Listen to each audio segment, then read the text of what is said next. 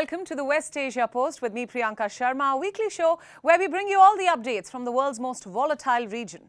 Today we have a slightly different setting for you. We are bringing you the show from our studio. Our top story today is about a war in West Asia, but it is not any other ordinary war. It is a war of optics. Last week, US President Joe Biden was in West Asia, and this week, Vladimir Putin was here. This was the Russian president's second trip abroad since the war. The focus was on bolstering ties and an anti-U.S. axis in the region.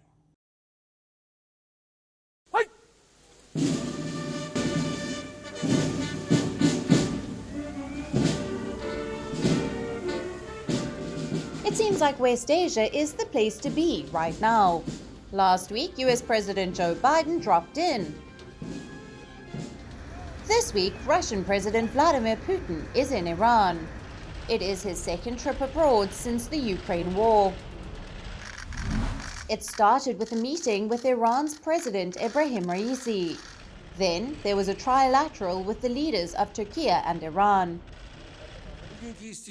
It is called the Astana Format Talks, aimed at resolving differences in Syria. And at last, a bilateral with the Turkish president. Putin's trip comes days after Biden's visit to West Asia. So what were the issues in focus? First, the situation in Syria. The Tehran summit comes as 3 countries are divided on Syria. Russia and Iran on one side backing the Assad regime, Turkey on the other backing the rebels. In focus is Turkey's special operation in Syria. In June, Turkey announced a military operation in Syria to target what it called were Kurdish terror groups. It wants to establish a security zone along the border, one that both Moscow and Tehran are against. The 3 presidents issued a joint statement. They opposed illegal seizure and transfer of oil revenues. Erdogan also urged the other 2 to support him in combating terrorism. Tal Rifat and Manbij have turned into terrorist hotbeds. The time to cleanse these ports of refuge for the terrorist organization is long overdue. We expect our Astana partners to provide sincere support to our efforts to achieving stability in Syria. The meetings of the heads of states, guarantors of Astana process, of assistance to the Syrian settlement was truly useful and rather substantial. But the Syrian war is not the only one that was discussed. The war in Ukraine was also in focus. Erdogan has played a balancing act during the war. Turkey has voiced support for Ukraine while rejecting Western sanctions on Russia. Ankara even tried to mediate between Moscow and Kiev.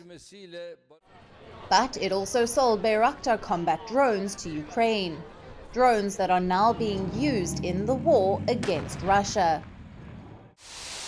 The other issue that was discussed is the safe export of grain from Ukraine. I would like to thank you for your mediation efforts, for providing a platform for negotiations on food issues, on issues of grain transportation over the Black Sea. We have moved forward thanks to your mediation. Not all the issues are resolved, but there is a movement forward, and that is good. As for Iran, it has refused to condemn Russia for the invasion. Tehran says NATO's expansion was the root cause of the conflict. Since Iran is on Russia's side, is it planning to sell drones to Moscow? Washington has claimed Tehran wants to sell hundreds of armed drones to Russia. Reports suggest a Russian delegation visited an airbase in central Iran, not once, but twice. Moscow sees Tehran as a key partner and potential source of arms. Both countries are diplomatically isolated. They are heavily sanctioned by the West, and they share a common adversary in Washington. However, Iran denies any such claims of selling drones to Russia. It says it will not militarily assist in a conflict that it wants to end. However, the Iran-Russia relationship is not free of friction. Their former empires were centuries-old rivals. Russia's occupation of Iran during World War II has bred decades of distrust. They may look like close friends at the moment, but old differences are playing out in new ways, like in the oil market. Both of them are fighting it out here. Moscow is undercutting Iran in the black market oil trade. So Turkey, Iran and Russia, these are not best friends. Turkey and Russia have been on opposite sides in several conflicts. As for Iran, the two are competing in the global energy markets. So while the three have a few things in common, it is not long-lasting.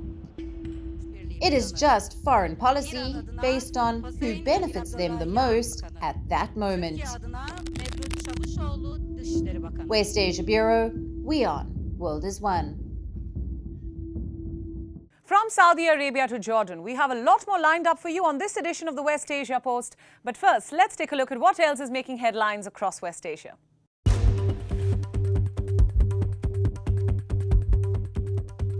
Turkey has denied reports that it carried out attacks targeting civilians in Iraq's Duhok province, where a strike killed 8 and wounded 23.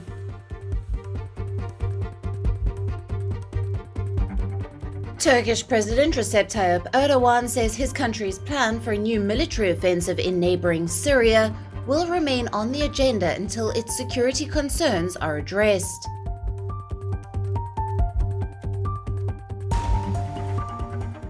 US-led peacekeepers will be replaced by cameras to ensure free shipping access at Red Sea Island of Tiran and Sanafir.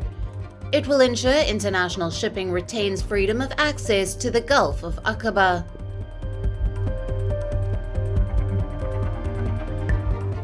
Syria, which is a close ally of Russia in West Asia, has announced that it is formally breaking diplomatic ties with Ukraine in response to a similar move by Kiev. Lebanon's plan to start deporting 1 million Syrian refugees has sent waves of fear through vulnerable communities that are already struggling to survive in refugee camps. Normalization. It has become West Asia's favorite word in the last 2 years. Winds of change are blowing here. Countries are normalizing ties with Israel. What about Saudi Arabia? Officials say it is not a question of if Riyadh will recognize Israel, it's a question of when. The first step, however, seems to be the opening of the Saudi airspace.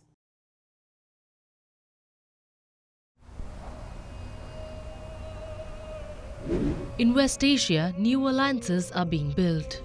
Two foes are coming together, Saudi Arabia and Israel. They are taking steps towards normalization, steps that would have been unimaginable a few years ago. The first steps were seen during Biden's West Asia trip.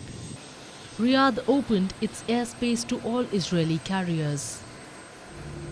Earlier, airlines from Israel had to bypass Saudi Arabia. They couldn't fly over the country. Now, they can. Now the two sides have reacted to this very differently. Israel calls it the first step to normalization. Today is an historic day after intense behind-the-scenes diplomacy with Saudi Arabia and the United States. Saudi airspace will now be open to Israeli airlines. I would like to thank President Biden for his visit here in Israel and for his commitment to a strong Israel and prosperous Israel and the region. In fact, Joe Biden flew from Tel Aviv to Jeddah. He's become the first leader to fly directly from Israel to Saudi Arabia. Before the flight, he sent out this message. Israel's integration in the region, Israel's peace with its neighbors, these are essential goals. Tomorrow, I'll be the first American president to fly from Israel directly to Jeddah, Saudi Arabia. That represents important progress. But Saudi Arabia seems to disagree. It says the move was always planned and was in no way a precursor to any normalization steps. So while Israel hailed it as a step towards normalization, Riyadh has something different to say. Currently, there are more benefits for Israel. Muslims in Israel will now be able to take direct charter flights for the Hajj. Israeli airlines can operate shorter flights to countries like India and China. They'll burn less fuel. Currently, flights to these destinations bypass Saudi Arabia airspace by flying south over the Red Sea around Yemen. It will come into action when the two civil aviation authorities speak to each other, something that might take some time, but is under process already. Some people are working on that, so I'm positive that it will happen. It is very important for Israelis because it will save them a lot of money and a lot of time, being able to go from Israel to distant places and not going around Saudi Arabia as we have to do now. So for us, it's good news. In the past, Israeli leaders have made secret trips to Saudi Arabia. They've used foreign aircraft and fictitious stopovers to mask their flights to Riyadh. The last leader to attempt such a secret visit was Benjamin Netanyahu. He's believed to have visited Saudi Arabia in 2020. Reports say Netanyahu met with Saudi Crown Prince Mohammed bin Salman, but he wasn't able to get a deal. That could happen now. So what about full normalization? A relationship with Israel would contribute to greater acceptance of Saudi Arabia. It will bolster MBS's vision to turn the kingdom into a global power. The two countries also share a common enemy in Iran. For Tel Aviv, it would be recognition from another Arab state, the custodian of the Muslim world's holiest sites. Yet, despite the signs, it is unlikely that any normalization will happen soon. It is highly improbable that Saudi Arabia will recognize Israel. The process will likely be long and gradual. For years, Saudi Arabia has settled on one position. First, implement the two-state solution and then discuss normalization. But over the years, the kingdom's position has seen a shift. A shift spearheaded by Crown Prince Mohammed bin Salman. The Israel move could, however, be his biggest test so far. But right now, Saudi Arabia seems to be in no hurry. West Asia Bureau, WION World is One. Lebanon's kafala system is now under the scanner. It has been called restrictive and abusive, trapping thousands of migrant workers in abusive conditions. Most of these workers are from Africa and Asia. The country's laws fail to protect them, and currently the government has no interest whatsoever in changing the system.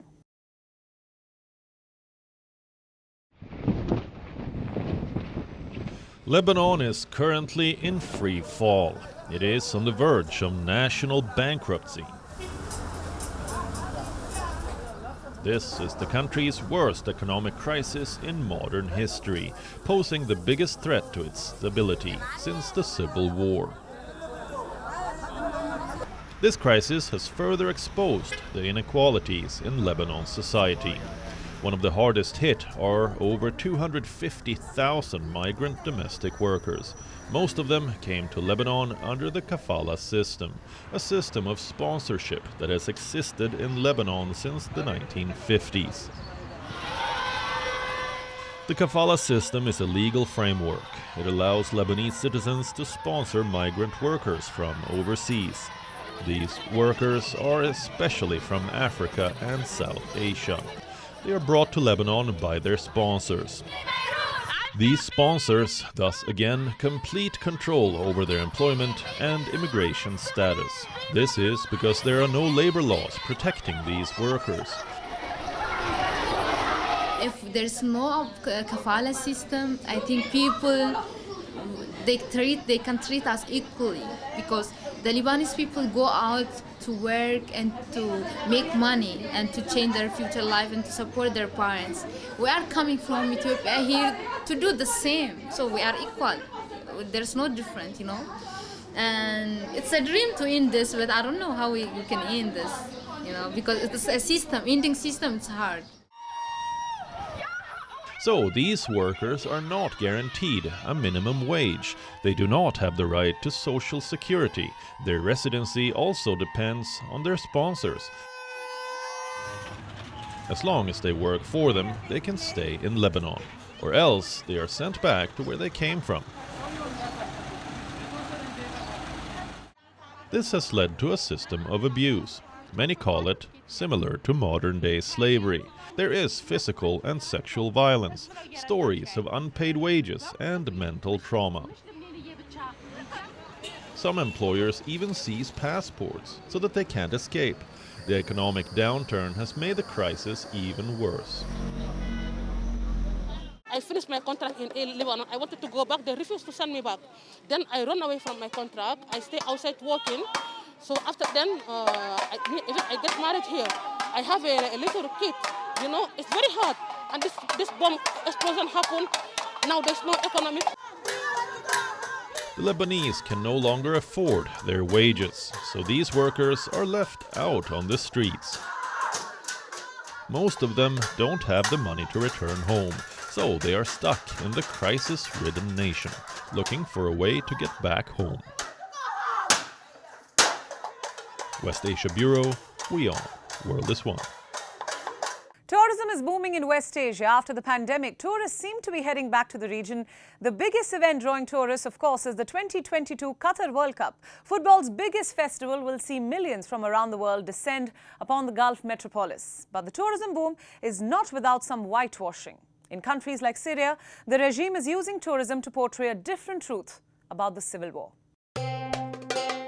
The Valley of the Moon, a sea where you cannot drown, and the ruins of an ancient city lost in time. Jordan is any traveler's dream, one that the pandemic shattered.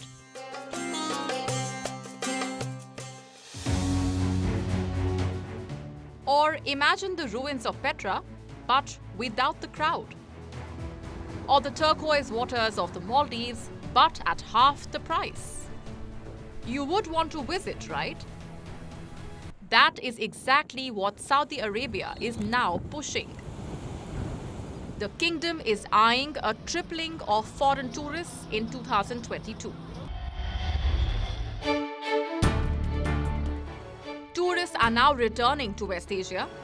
The region is witnessing a massive boom in tourism.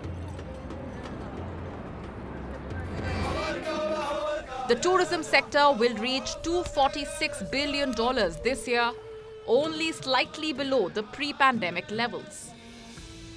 Tourism has become an important national earner in the region, bringing billions into countries like Tunisia, Morocco, Egypt, and Jordan. Tourism revenues are lifelines for these countries. It is one of very few sources of foreign currency. The tourism sector employs millions of people, with millions of locals being involved in the tourism-related jobs. So the rebound is crucial for the region. One of the biggest tourism attractions is the 2022 Qatar World Cup. It is football's biggest festival and the first World Cup in West Asia. So millions are set to descend upon the Gulf metropolis. The World Cup is set to contribute at least $17 billion to Qatar's economy. To put that in perspective, that is 10% of Qatar's GDP. The Gulf country is set to attract at least 1.2 million visitors. But not just Qatar, tourism is returning to unlikely destinations as well, like war-torn Syria. Travel influencers are now flocking to Syria. They are hyping the war-torn country for tourists. But critics say they are normalizing the Assad regime, parroting its narrative of the war. What's worse is this: they are exploiting misery for views. For a decade, entering Syria as a tourist was impossible. Now entry is first dependent on getting a security clearance. This comes from the country's General Intelligence Directorate. You can get it only by purchasing a tour with a Syrian travel company. All these companies need the approval of the Assad regime to operate. So clearly, they are influenced by the Assad government. Others are criticized for their dark tourism, traveling to dangerous places while benefiting from their privileged position. West Asia Bureau, WION World is One. Dates. It's a fruit that is synonymous with West Asia, and now Iraq is scrambling to rescue this national icon. The war-scarred nation is planting date palms to increase date production in the country. This, as dates are the country's second largest export commodity after oil. This is Iraq's national symbol, date palms. The prized trees are a part of Iraq's ancestral culture. A fruit that represents prosperity across the Arab world.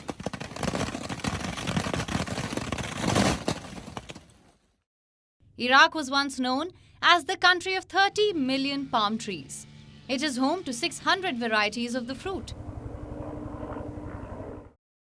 But Iraq's date production has been hampered over the years. First, there was a conflict, and now there are environmental challenges. Now, the Fadak plantation is scrambling to rescue this national symbol. Thousands of young date palms form lines, extending from the edge of the desert into the horizon. These have been planted to restore Iraq's date palm varieties. The Fadak plantation has more than 90 date varieties, from the rarest and best originating from Iraq and Arabia. The Iraqi varieties have been gathered from most of the governorates, making the Fadak plantation a heritage bank. The scene at Fadak is far removed from that in Basra. The region was once the center of date production in Iraq. Now the landscape is scarred with trunks of decapitated palm trees. Baghdad raised entire tracts of date palms during its war with Iran. A government program to rescue the date palms was launched in 2010. But 8 years later, it was shelved due to a lack of funds. It's true, dust, desalination and water scarcity play a role in the death of palm trees. But we need modern irrigation and desalination systems. We're still using primitive techniques. We don't use any modern ones. Iraq exported almost 600,000 tons of dates in 2021. The fruit is the country's second largest export commodity after oil. Exports earn the national economy $120 million annually. Most of it is sold to other Gulf nations. Here, the dates are repackaged and re-exported for higher prices. Iraq used to produce 3/4 of the dates in the world, but now its production represents only 5%. From a high of 33 million date palms in the 1950s, just 9 million remain. The Fadak plantation is now trying to change that. But war and climate change have made it harder to grow the prized fruit, where it once thrived. West Asia Bureau, WION World is One. And with that, it's a wrap on the West Asia Post. Tune in next week. We have an exciting lineup of stories coming from the world's most volatile region. Thanks for watching WION World is One.